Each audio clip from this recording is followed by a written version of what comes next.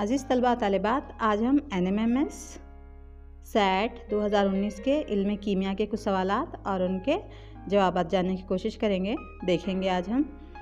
चूँकि सिलेबस तो तब्दील हो चुका है, लेकिन फिर भी साइंस में उसके बुनियादी इस्तिलाहात और कीमियाई केमिकल रिएक्शंस बहुत सारी चीज़ें तो वही सेम होती हैं, बुनियादी चीज़ें। इसलिए हम देखेंगे, थोड़ा सा हमें आइडिया आता है कि हमें किस तरह से सवालात हल करने होंगे, किस तरह के सवालात पूछे जा सकते हैं। तो वो जानना तो हमारे लिए बहुत ज़रूरी है। उसके लिए आइए आज हम, अब तक हमने फ़िज़िक्स के किए इससे पहले हल, अब हम कीमिया के सवालात देखेंगे। इल्म कीमिया से हम कुछ सवालात जो है हल करने की कोशिश करेंगे। तो इल्म कीमिया में यहाँ पर हमें सबसे पहला सवाल है, यहाँ पूछा गया है कि 13वां सवाल, इसमें 12 तक तो फिज़िक्स के किए हम, है ना।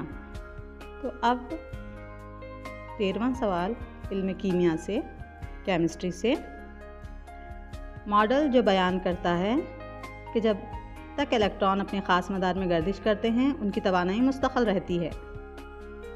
कौन सा मॉडल है? क्या रुदरफोर्ड का मॉडल है ये? दूसरा क्या बोर का मॉडल है, या गोल्डस्टीन का है, या जे थॉमसन का मॉडल है? क्या कहता है ये? जब तक इलेक्ट्रॉन अपने ख़ास मदार में गर्दिश करते हैं उनकी तवानाई मुस्तक़िल रहती है। तो ये है बोर का मॉडल, बोर ने कहा था ये। इसीलिए इनको हम क्या कहते हैं? तवानाई की सतहें कहते हैं। ये जो मदार हैं इन्हें हम क्या कहेंगे? तवानाई की सतहें कहेंगे। तो ये बोर के मॉडल के लिहाज से इलेक्ट्रॉन अपने ख़ास मदार में गर्दिश करते हैं तो उनकी तवानाई मुस्तक़िल रहती है। तो बोर ने कहा था ये। अब अगला सवाल है हमारा, अगर इखराजी नली में ली गई गैस की कमियत वज़नी हो तो एनोड शुआओं का इन्हिराफ कैसा रहेगा? इखराजी नली में जो तजुर्बात कर रहे थे साइंसदान मुख्तलिफ़ किस्म की गैसें वगैरह लेकर, अगर उसमें ली गई गैस की कमियत वज़नी हो तो एनोड शुआओं का इन्हिराफ कैसा होगा? एनोड शुआएँ क्या हैं? मुज़बिरा शुआएँ। ये शुआएँ मुस्बत मोर्चा रखती हैं और ये इलेक्ट्रॉन की बनिस्बत इन शुआओं का इन्हिराफ काफ़ी कम होता है, क्योंकि ये वज़नी होती हैं। इलेक्ट्रॉन हल्के होते हैं और ये वज़नी होती हैं। जो वज़नी होती हैं उनका इन्हिराफ कम होगा, तो इनका इन्हिराफ क्या होगा? कम से कम। अगर वज़नी है, अगर गैस की कमियत वज़नी है तो जो मुस्बत शुआएँ हैं, एनोड शुआएँ, वो भी कम मुनहरिफ होंगी, कम मुड़ेंगी। तो हमारा जवाब होगा कम से कम। यहाँ पे ज़्यादा से ज़्यादा औसत मुस्तक़िल दिया है, लेकिन सही जवाब होगा वो कम मुनहरिफ होंगी। इलेक्ट्रॉन ज़्यादा मुनहरिफ होते हैं क्योंकि वो हल्के होते हैं। अगला सवाल है, नाइट्रिक तुरशे में नाइट्रोजन की फ़ीसद मकदार क्या है बोल के पूछा गया है। कैसे मालूम करते हैं हम फ़ीसद मकदार? सबसे पहले हम लिख लेंगे इसकी कमियत, इसकी टोटल कमियत जो है मालूम कर लेंगे। हाइड्रोजन का जौहरी कमियत क्या है? 1। नाइट्रोजन की क्या है? 14 जमा ऑक्सीजन की कितनी है? 16। तो 3, ये 3 को हम यहाँ लिखें, 3 ज़रा 16 कितना होगा? 1 जमा 14 जमा 16 तिया 48। कितना होता है टोटल मिला के? 63, है ना, 63 ग्राम आएगा।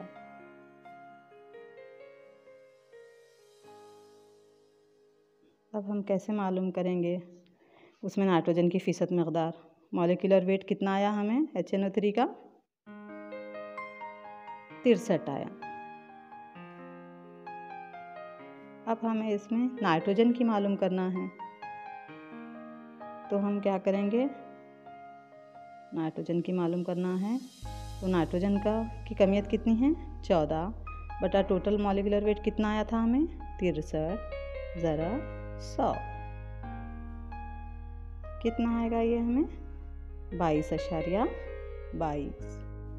तो हमारा जवाब होगा ये तीसरा, 22.22 जो है। तो ये हमारा जवाब होगा। अब इस तरह से हम दूसरे भी अनासर की जो है कमियत मालूम कर सकते हैं कि हाइड्रोजन की कितनी है, और ऑक्सीजन की इसमें कितनी है फ़ीसद मकदार, ये हम मालूम कर सकते हैं। इसी तरह से अब हाइड्रोजन की जौहरी कमियत 1 है तो 1/63 ज़रब 100 करके मालूम कर सकते हैं। ऑक्सीजन की कितनी आई है हमें, 3 ज़रब 16 हम किए तो 48 आई।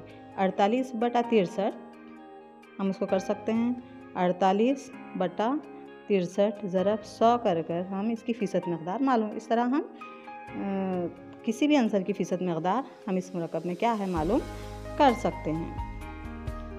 मैं उम्मीद करती हूँ आपको ये समझ में आ गया होगा। इस तरह के सवालात अगर इससे मिलते जुलते आएँ तो आप आसानी से इसको हल कर सकते हैं। आइए अब अगला देखें 16वां सवाल। किसी दिए हुए क्लोरीन सैंपल में 2 आइसोटोप की जौहरी कमियतों की निस्बत क्या है।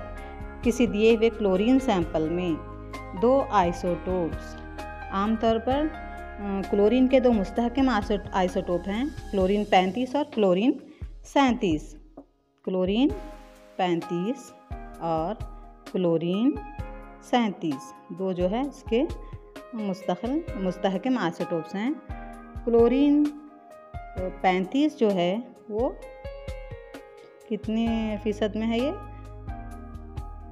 75% ही पाई जाती है और क्लोरीन 37 24.24%।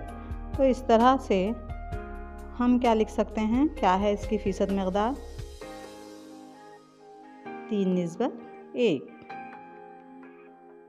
देखिए एक 75 है समझिए, दूसरा 25 है समझिए, 25 या 3 है, तो इस तरह हम इसकी जो निस्बत है 3:1 में ये आइसोटोप्स पाए जाते हैं। पहले भी मैं कह चुकी हूँ आइसोटोप किसे कहते हैं, ऐसे अनाज क्लोरीन 37। हाइड्रोजन के भी आइसोटोप्स हैं, हाइड्रोजन 1H1 1H2 1H3, ये हाइड्रोजन के आइसोटोप्स हैं जिनके जौहरी अदद एकसा होते हैं लेकिन जौहरी कमियत मुख्तलिफ होती है, उन्हें हम क्या कहेंगे, आइसोटोप्स कहेंगे। तो उसी तरह यहाँ पर क्लोरीन के कितने आइसोटोप्स हैं, क्लोरीन के ऐसे तो 24 आइसोटोप्स हैं, लेकिन जो मुस्तहकम आइसोटोप्स हैं ये 2 आइसोटोप्स हैं। इस तरह से उनकी निस्बत क्या हो गई, 3:1। अब हमारा अगला सवाल है, जौहरी कमियत मालूम करने के लिए इस्तेमाल होने वाला आला कौन सा है। जौहरी कमियत मालूम करने के लिए क्या कमियत स्पेक्ट्रोस्कोप है या ऑप्टिकल स्पेक्ट्रोस्कोप है, खुर्दबीन है या कमियती खुर्दबीन है। ऑप्टिकल स्पेक्ट्रोस्कोप तो नहीं, खुर्दबीन भी नहीं आएगा, कमियती खुर्दबीन भी नहीं, तो सही जवाब है हमारा कमियत स्पेक्ट्रोस्कोप को हम जौहरी कमियत मालूम करने के लिए इसका इस्तेमाल करते हैं। कीमियाई तहलील का अमल जो चूना पत्थर यानी लाइमस्टोन को अनबुझा चूना यानी क्विक लाइम में तहलील करता है, कीमियाई तहलील का वो अमल किस तरह का अमल है, क्या वो इखराज हरारत अमल है या जज्ब हरारत अमल है, इकसा इखराज लज़्ज़त या अमल तादील, कौन सा आएगा इसमें। क्या हो रहा है इसमें, कीमियाई तहलील किसे कहेंगे, कीमियाई तहलील जिसमें एक मुरक्कब तहलील होकर 2 या 2 से ज़्यादा मुरक्कबात में या अनासिर में तब्दील होता है। Calcium oxide plus CO2 carbon dioxide, यहाँ पे तहलील हो रहा है। ये किस तरह का तामुल है,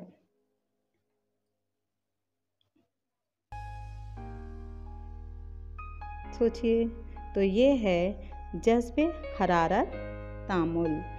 इसमें कैल्शियम कार्बोनेट को कैल्शियम ऑक्साइड में तब्दील करने के लिए बहुत ज़्यादा मकदार में हरारत की ज़रूरत होती है, बहुत ज़्यादा यहाँ पर हरारत इस्तेमाल होती है। 840 डिग्री सेल्सियस तक की हरारत का इस्तेमाल होता है और हमें क्या हासिल होते हैं, ये डिकम्पोज होके तहलील होके हमें क्या देता है, कैल्शियम ऑक्साइड और कार्बन डाइऑक्साइड हमें हासिल होता है। तो इस तरह ये जज्ब हरारत तामुल है, बहुत ज़्यादा हरारत का इस्तेमाल कर लेती है, इसलिए हम इसको कहेंगे जज्ब हरारत तामुल। तो हमारा ऑप्शन कौन सा सही हुआ, दूसरा जज्ब हरारत। नेक्स्ट, दिए गए कीमियाई मसावात में जो मुतवाज़न मसावात है वो है, कौन सी है इसमें मुतवाज़न कीमियाई मसावात, HgO2 Hg + O2 इस तरह मर्क्यूरी का ऑक्साइड के लिए नहीं होगा ये। 2HgO क्या है, सो एरो 2Hg + O2 देखेंगे। 2HgO2 Hg2 + O2। यहाँ पे देखिए 2 दूनी 4, ऑक्सीजन के यहाँ पे 4 जौहर है, यहाँ पर 2, तो ये भी नहीं होगा। 2HgO 2Hg, यहाँ पे 2 नहीं है तो ये भी नहीं होगा। तो हमारा सही जवाब होगा दूसरा 2HgO, मर्क्यूरी का ऑक्साइड, मर्क्यूरी में तहलील हो रहा है, ऑक्सीजन O2। तो यहाँ पर देखिए मर्क्यूरी,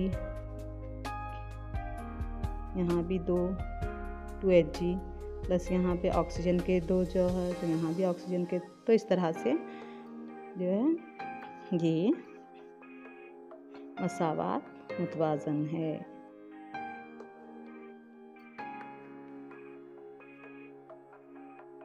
अगला सवाल है 20वां सवाल, इप्सम नमक का कीमियाई नाम क्या है? इप्सम नमक का कीमियाई नाम क्या मैग्नीशियम सल्फेट है, सोडियम सल्फेट है, कैल्शियम सल्फेट है या पोटेशियम सल्फेट है? इप्सम नमक की कलमों को आमतौर पर मैग्नीशियम सल्फेट के कलमों को इप्सम नमक कहा जाता है, बल्कि हम पढ़े हैं। तो मैग्नीशियम सल्फेट क्या है, ये इप्सम नमक का कीमियाई नाम है। अब यहाँ पे जोड़ लगाइए बोलकर है। यहाँ पे हमें मालूम करना है जो जैली खौल हैं उनमें कितने इलेक्ट्रॉन्स पाए जाते हैं। ये 10 इलेक्ट्रॉन्स कौन से जैली खौल में होते हैं, 2 इलेक्ट्रॉन्स कौन से जैली खौल में होते हैं, 14 किस में होते हैं और 6 कौन से जैली खौल में होते हैं। S, P, D, F।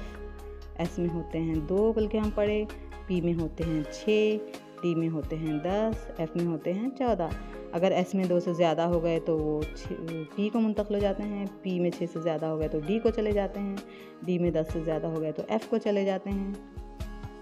तो इस तरह से अब हमें यहाँ पर जोड़ियाँ लगाना है।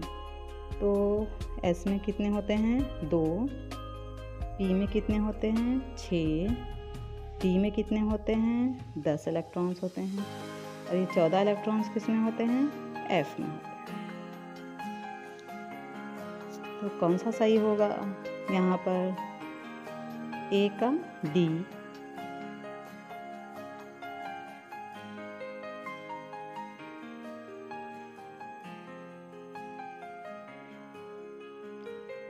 दस किस में है,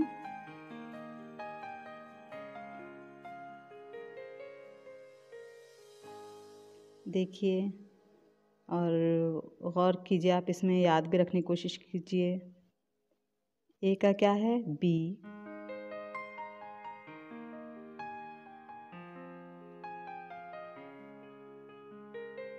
तो इस तरह से हमारा ये जवाब सही हुआ।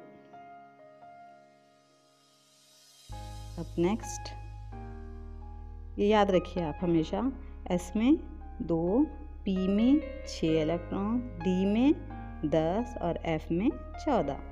इस तरह आप याद रखें तो आप जोड़ियाँ जो है सही लगा सकते हैं। अगला सवाल है 22वां, कीमियाई मरकब जो जरासीम और फंजी की अफजाइश रोकता है। इसमें कौन सा कीमियाई मरकब है जो जरासीम और फंजी की अफजाइश को रोकता है? क्या मैग्नीशियम ऑक्साइड है, सल्फर डाइऑक्साइड है, कैल्शियम कार्बोनेट है या कैल्शियम ऑक्साइड है?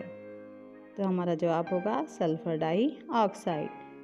ये जरासीम और फंजी की अफजाइश को क्या करता है, ये मरकब ये रोकता है उनकी अफजाइश को।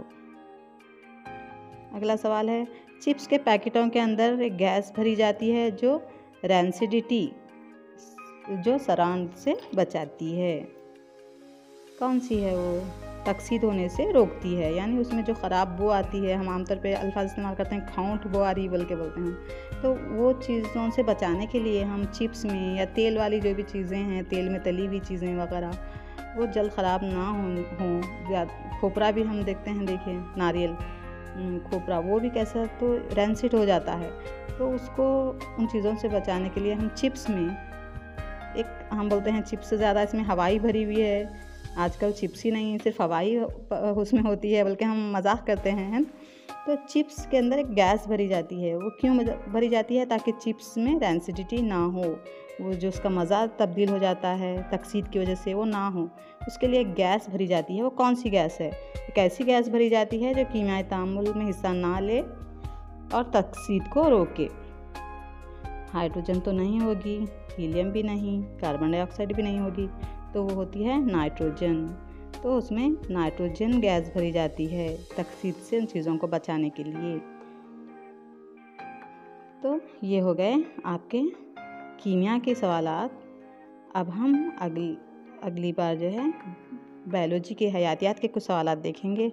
अब तो इम्तिहान आता आपके बहुत क़रीब हैं, तो आप इन वीडियोस को देख के या इस तरह के सवालात आप पढ़ने की कोशिश कीजिए। ये देखकर आपको थोड़ा सा आइडिया आता है और आप किस तरह के सवालात पढ़ने हैं, हमें किस तरह से प्रैक्टिस करनी है, ये थोड़े से आपको मालूमात होते हैं इस तरह के वीडियोस देख के। तो आप कोशिश कीजिए इस तरह के सवालात देखकर उन्हें पढ़ने की कोशिश कीजिए। मेन आपको बुनियादी मालूमात का होना ज़रूरी है और आपको बहुत गहराई से मुताला करना ज़रूरी है। इस तरह के सवालात आते हैं जो आपको ये जांचने की कोशिश करते हैं, ये सवालात से ये पता चलता है लोगों को कि आपने सब्जेक्ट को कितनी गहराई से समझा है। आपने रटा नहीं बल्कि कितना समझा है। रटना यहाँ पे काम में नहीं आता, याद रखिए कभी भी। आपने उन चीज़ों को कितना समझा है वो अहम है। तो वो आपकी अंडरस्टैंडिंग, आपकी जो तफ़हीम है वो देखते हैं कि कितना आपने सब्जेक्ट मैटर को समझा है। तो इसलिए आप इसको अच्छे से समझ के पढ़िए। इंशाल्लाह नेक्स्ट हम हयातियात की क्लास देखेंगे बच्चों। Best of luck.